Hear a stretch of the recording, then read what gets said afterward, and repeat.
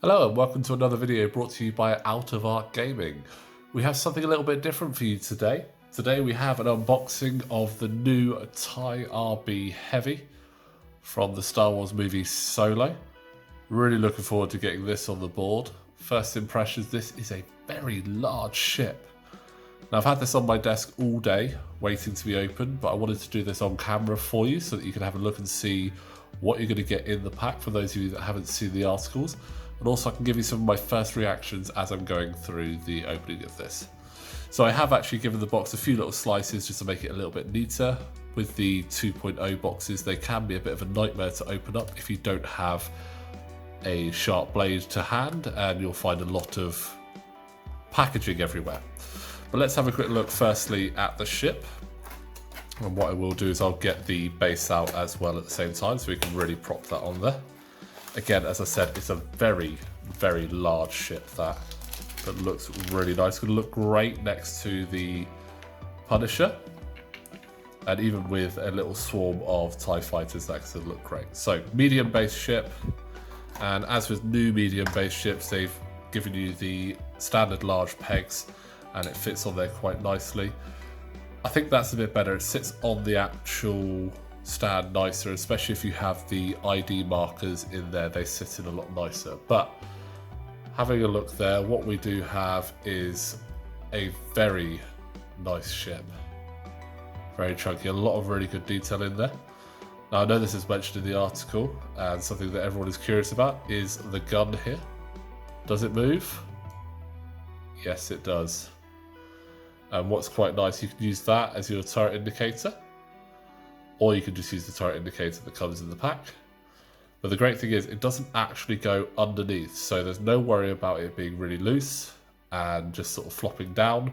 It will sit in either the rear, the upright position, which is good for if you're storing it, or the forward position.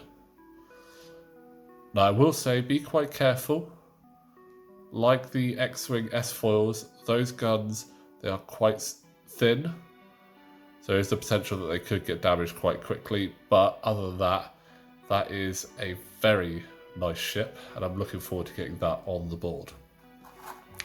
So let's have a look at some of the cardboard that we get with the ship.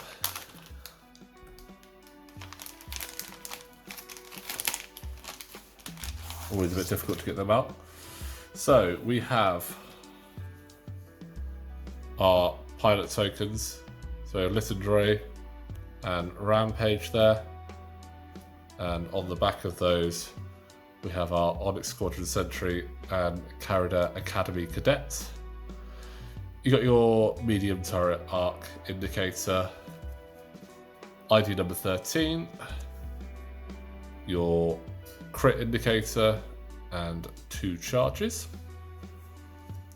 And on the other bit of cardboard, you have your target lock indicators for 13, stress, ion, strain, some calculates for those non-separatist players, focuses, reinforce, your ID indicator if you're using the dial covers, and that is your dial for the TIE RB.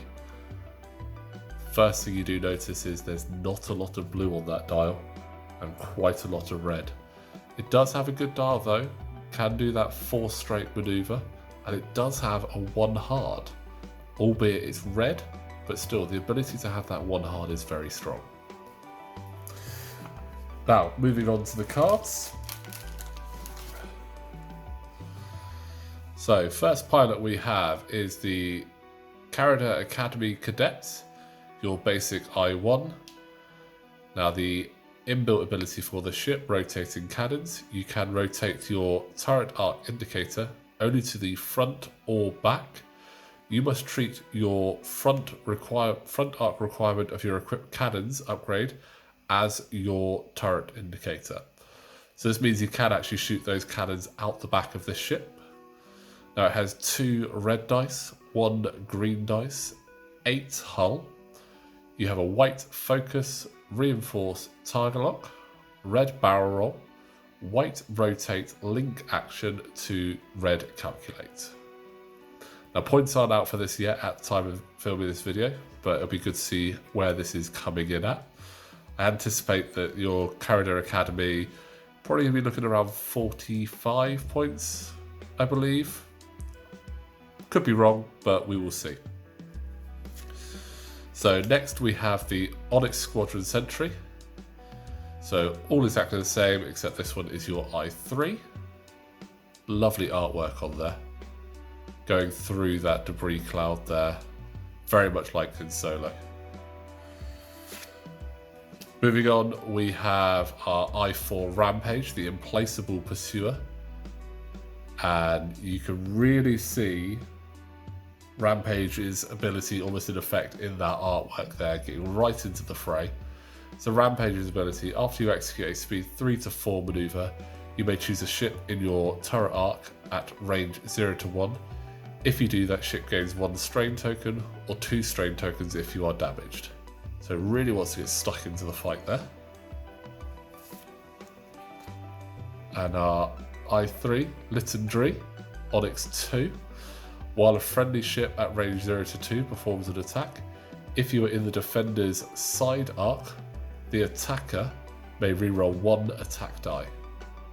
So very much a support ship there, trying to sneak in around the side, so that's quite a nice ability there.